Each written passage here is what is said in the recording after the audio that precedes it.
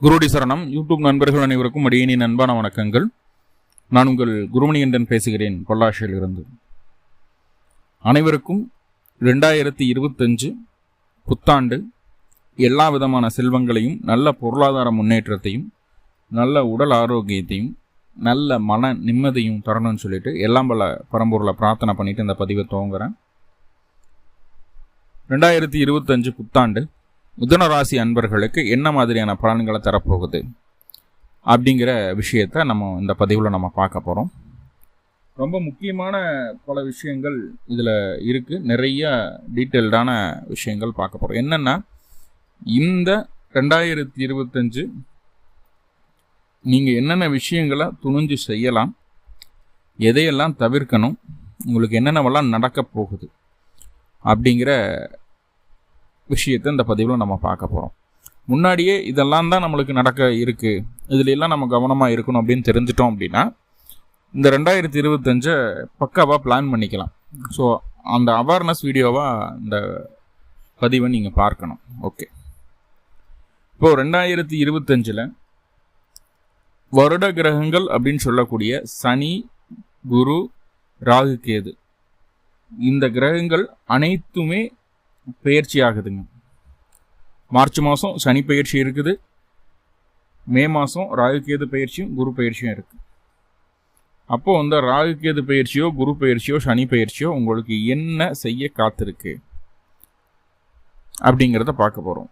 இப்போ நம்ம சொல்லக்கூடிய விஷயங்களோட உங்களுடைய சுய ஜாதகத்தில் நடக்கக்கூடிய தசாபுத்திகள் அமைப்புகளும் ஒன்றி வரும்போது நம்ம சொன்னது 100% நடக்கும். அப்படி தசாபுத்தி அமைப்புகள் இல்லைனாலும் நம்ம சொல்லக்கூடிய விஷயங்கள் நடக்கும். இதில் ஏற்றத்தாழ்வுகள் இருக்கும், அவ்வளோதான். கண்டிப்பாக நடக்கும், நடக்காமல் போகாது.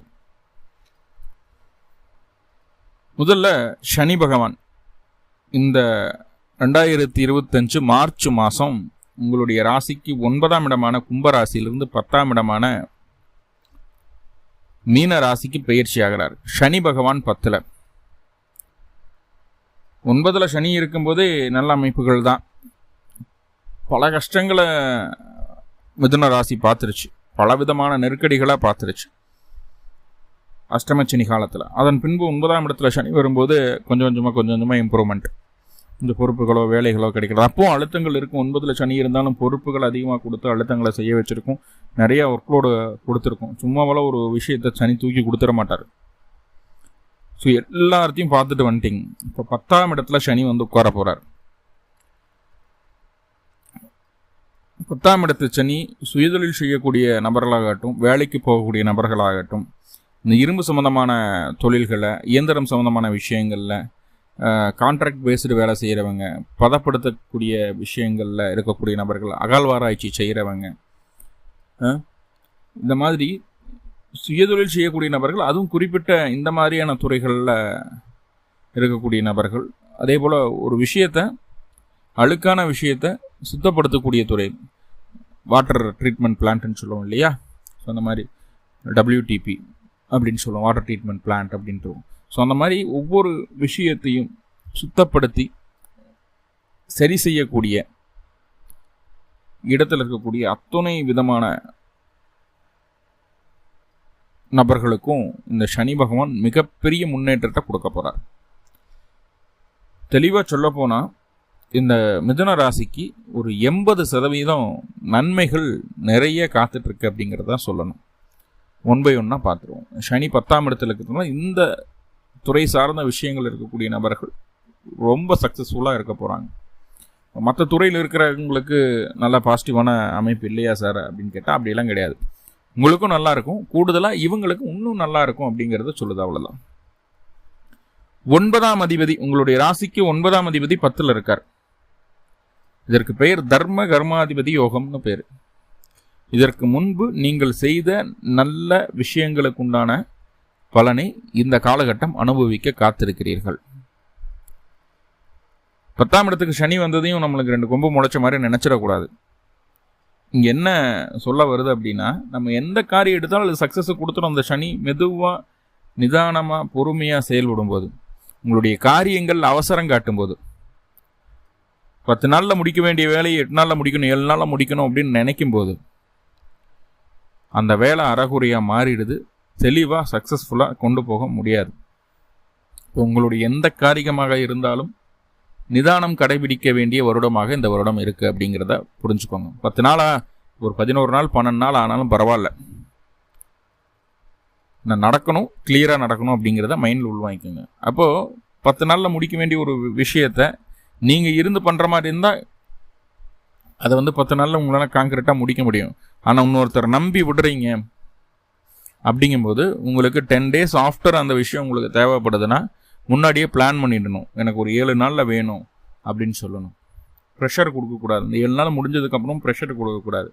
பக்குவமாக ஹேண்டில் பண்ணி அது உங்களுக்கு சாதகமாக மாற்றிக்கணும். ஸோ அப்போது இங்கே காரியத்தில் நிதானம் வேணும். ப்ரீ பிளானிங் ரொம்ப ரொம்ப முக்கியம் அப்படிங்கிறத தெளிவாக புரிஞ்சுக்கோங்க. எல்லா மிதுனத்துக்கும், நீங்கள் வேலைக்கு போனாலும் சுயதொழில் செய்தாலும். ஓகே, பொறுப்புகள் கண்டிப்பாக இந்த வருடமும் அதிகமாக தான் இருக்கும். பொறுப்பு சுமை அதிகம் உண்டு உங்களுக்கு. நிறைய நண்பர்கள் இந்த காலகட்டம் சுயதொழில் செய்யணும் அப்படின்ற ஒரு எண்ணத்துக்குள்ளே வருவீங்க.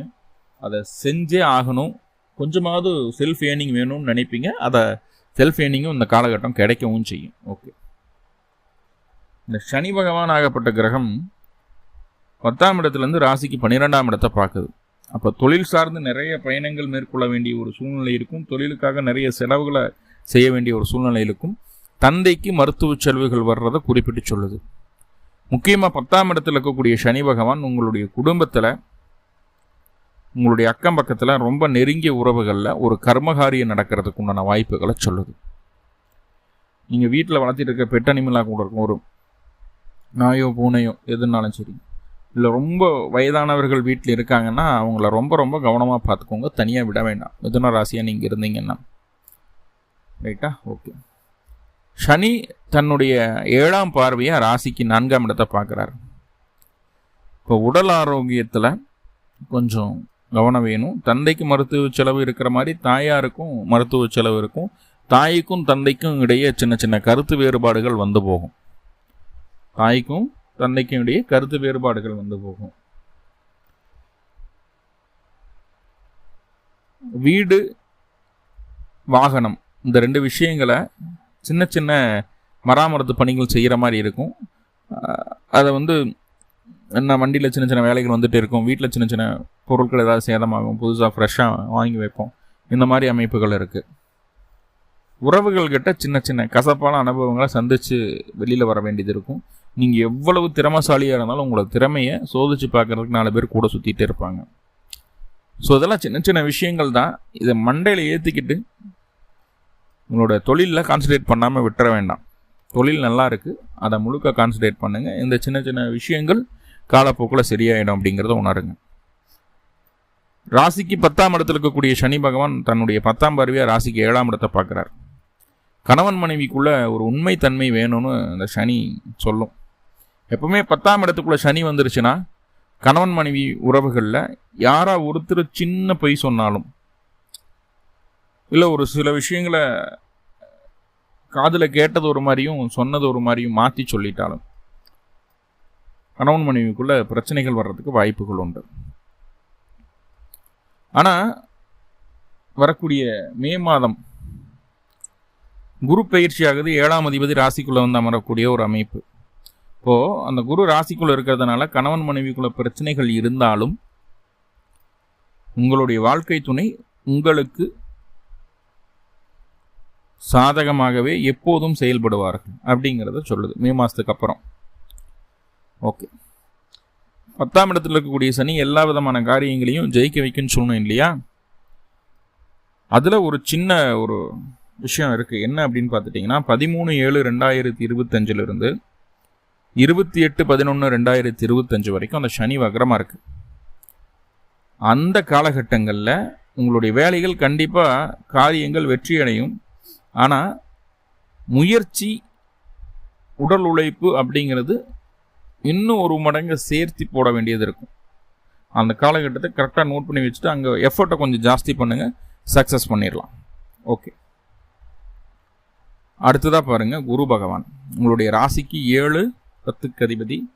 அவர் பாதகாதிபதி அப்படின்னு சொல்லக்கூடிய கிரகம் தான். ஆனால் ஒரு சுப கிரகம். கோச்சாரத்தில் குருவை பாதகாதிபதி அஷ்டமாதிபதினு எடுக்கிறத விட ஒரு சுப கிரகமாக பார்க்கறது தான் நல்லது. குரு ராசிக்குள்ளே வரப்போகிறார். மே மாதம் 15 குரு ராசிக்குள்ளே வந்துட்டார். அப்படிங்கும்போது ஜென்ம குரு ஆயிடுது. இங்கே பொதுவாக ஜென்ம குரு அப்படின்னு சொல்லி பார்க்காம 10ஆம் அதிபதி ராசிக்குள்ள, 7ஆம் அதிபதி ராசிக்குள்ள, இது வரைக்கும் திருமணம் ஆகாத மிதுன ராசி அன்பர்களுக்கு வரன் தேடி வரக்கூடிய ஒரு சூழ்நிலையை சொல்லுது. நீங்கள் வேலைக்கு போயிட்டு இருக்கக்கூடிய இடங்கள்ல, தொழில் செய்யக்கூடிய இடங்கள்ல இந்த மாதிரி வரன் பார்த்துட்டு இருக்கோம், எனக்கு சரியான வரன் அமைச்சு கொடுங்க அப்படின்னு சொல்லி அந்த தகவலை நீங்கள் கொடுக்கும்போது அந்த தொழில் வேலை அமைப்புகளில் சுற்றி இருக்கக்கூடிய அந்த அமைப்புகள் இருக்கக்கூடிய நபர்கள் மூலமாக உங்களுக்கு வரன் உங்களுக்கு தேடி வர்றதுக்கு உண்டான ஒரு சூழ்நிலையை இந்த காலகட்டம் எடுத்து சொல்லுது. கண்டிப்பாக அது நடந்தும் தீரும். ஒரு நல்ல விஷயம். ரெண்டாவதாக பார்த்துட்டிங்கன்னா பிரிந்த நண்பர்கள், பிரிந்த பிஸ்னஸ் பார்ட்னர்ஸ் ஒன்று சேரதுக்கு உண்டான வாய்ப்புகள் உண்டு. பிரிந்த கணவன் மனைவியும் ஒன்று சேரக்கூடிய ஒரு அமைப்புகளை சொல்லுது. உங்களுடைய வாழ்க்கை துணையோ உங்களுடைய பிஸ்னஸ் பார்ட்னரோ உங்களை தேடி வருவாங்க. நீங்கள் அவங்கள தேடி போகணுங்கிற அவசியம் இல்லை, உங்களை தேடி வர போகிறாங்க. ஆமாப்பா, என் சைடு சின்ன சின்ன மிஸ்டேக்ஸ் இருக்குது, நான் சரி பண்ணிக்கிறேன், நம்ம சேர்ந்து பண்ணுவோம் அப்படின்னு சொல்லி நம்மளை தேடி வர போகிறாங்க. ஓகே, அந்த குரு ராசிக்குள்ளே வந்துட்டார். அப்படிங்கும்போது மே மாதம் வர்றாரு, 10ஆவது மாதம் வரைக்கும் இருக்காரு, 5 மாதம் தான் இருக்காரு. அதுக்கப்புறம் மறுபடியும் கடகத்துக்குள்ளே பயிற்சி, மறுபடியும் வக்ரமாகி மறுபடியும் மிதுனத்துக்கு வர்றாருன்னு வைங்க. இந்த வக்ரம் பயிற்சி, அதிசார பயிற்சி, வக்ர பயிற்சி அப்படிங்கிறதெல்லாம் ரெண்டாவது பார்க்கலாம் டீட்டெயில்டாக தனியாக குரு பயிற்சி வரும்போது. ஆனால் இங்கே முதல் அந்த மே மாதத்துலேருந்து அக்டோபர் மாதம் வரைக்கும் உங்கள் ராசிக்குள்ளே தான் இருக்க போகிறாரு. அந்த காலகட்டம் குருவினுடைய பார்வை 5ஆம் இடத்திற்கும் 7ஆம் இடத்துக்கும் 9ஆம் இடத்துக்கும் கிடைக்குது. குழந்தை இல்லாதவர்களுக்கு குழந்தைக்காக முயற்சி செய்தால் கண்டிப்பாக குழந்தை கிடைக்கும். உங்களுடைய தசாபுத்தி அந்தரங்களில் 5ஆம் இடம், 2ஆம் இடம், 11ஆம் இடம் சம்மந்தப்பட்ட தசாபுத்திகள் இருந்தது அப்படின்னா கட்டாயம் குழந்தை பேர் உண்டாகக்கூடிய ஒரு காலகட்டம் அப்படிங்கிறத நம்ம புரிஞ்சுக்க வேண்டியது. வெளியூர், வெளிமாநிலம், வெளிநாட்டில் இருக்கக்கூடிய நபர்களுக்கு நல்ல வருமானம் உண்டு. இங்கிருந்து வெளியில் போகணும்னு நினைக்கக்கூடிய நபர்களுக்கும் அதற்குண்டான முயற்சிகள் எடுக்கும்போது தாராளமாக அது நடந்துடும். தந்தைக்கு உடல் ஆரோக்கியம் சற்று குறைந்தாலும் அதை ஸ்டேபிளாக வச்சுக்கிறதுக்குண்டான ஒரு தன்மையை அந்த குரு கொடுத்துட்றாரு. ஓகே, ஒர்க்லோடு அப்படிங்கிறது, பொறுப்புகள் அப்படிங்கிறது அதிகரிக்கும். சரிங்களா? பொறுப்புகள் அதிகரிக்கும், உங்களுக்கு பொசிஷன் சேஞ்சு கிடைக்கும், இடம் விட்டு இடம் மாதிரி போய் வேலை செய்கிற மாதிரி இருக்கும். அதே போல் உங்களுக்கு இந்த ப்ரொமோஷன் அப்படிங்கிற விஷயமும் போராட்டத்திற்கு பின்பு கிடைக்கும். நல்ல விஷயம். அடுத்த ராகு கேது அப்படின்னு சொல்லக்கூடிய கிரகங்கள் இருக்கிறே, அவங்க என்ன பண்ணுறாங்கன்னு பார்ப்போம். இவங்களும் மே மாதம் தான் பயிற்சி ஆகிறாங்க. இதற்கு முன்னாடி ராகு 10ஆம் இடத்துல இருந்தார், இப்போ 9ஆம் இடத்துக்கு பயிற்சி ஆகிறாரு. இந்த ராகு 9ஆம் இடத்துக்கு பயிற்சியாக தந்தைக்கு கொஞ்சம் கடினமான சூழ்நிலையை கொடுத்தாலும் குருவினுடைய பார்வையில் அந்த ராகு இருக்க வரைக்கும் தந்தைக்கு பெரிய ஆபத்துக்கள் ஏதும் இல்லை அப்படிங்கிறத புரிஞ்சுக்கணும். என்ன இங்கே பொறுப்புகள் அதிகரிக்கும். வயது மூத்த நபர்களை, குருஸ்தானத்தில் இருக்கக்கூடிய நபர்களை அனுசரித்து போகணும். இப்படி அனுசரிக்காமல் போகிறதுனால பலவிதமான துன்பங்களை சந்திக்க வேண்டிய ஒரு சூழ்நிலை. தந்தை சொல் மிக்க மந்திரம் இல்லை அப்படிங்கிற ஒரு வார்த்தை இருக்கு இல்லையா? ஸோ அதை இந்த காலகட்டம் அந்த ராகு உங்களுக்கு உணர்த்திடுவார். இப்போது ராகு 9ஆம் இடத்துல இருக்கிறதுனால குலதெய்வ வழிபாடு கட்டாயம் பண்ணிட்டு வரணும் அப்படிங்கிறத புரிஞ்சுக்கோங்க. 3ஆம் இடத்துல கேது பயிற்சி ஆவார்.